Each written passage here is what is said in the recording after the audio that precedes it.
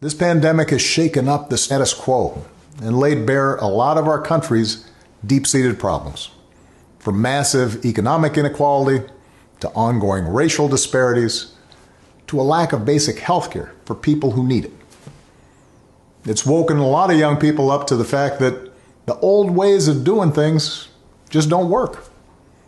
That it doesn't matter how much money you make if everyone around you is hungry and sick, and that our society and our democracy only work when we think not just about ourselves, but about each other.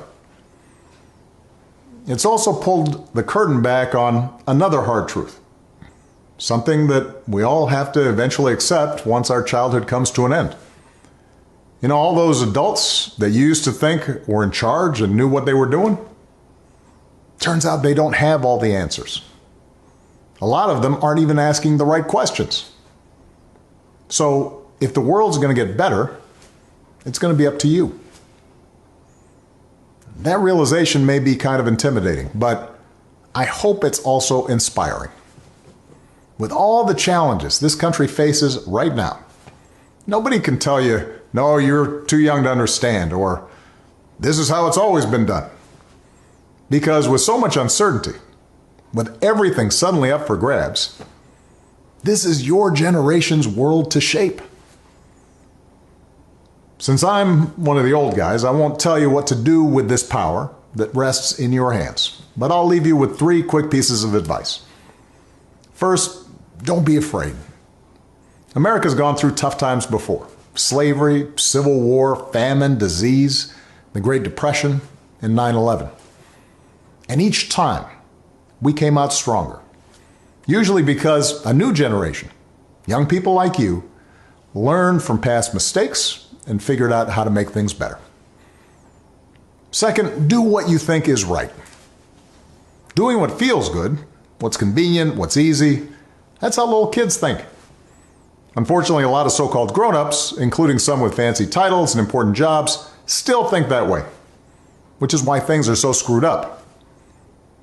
I hope that instead you decide to ground yourself in values that last, like honesty, hard work, responsibility, fairness, generosity, respect for others. You won't get it right every time. You'll make mistakes, like we all do.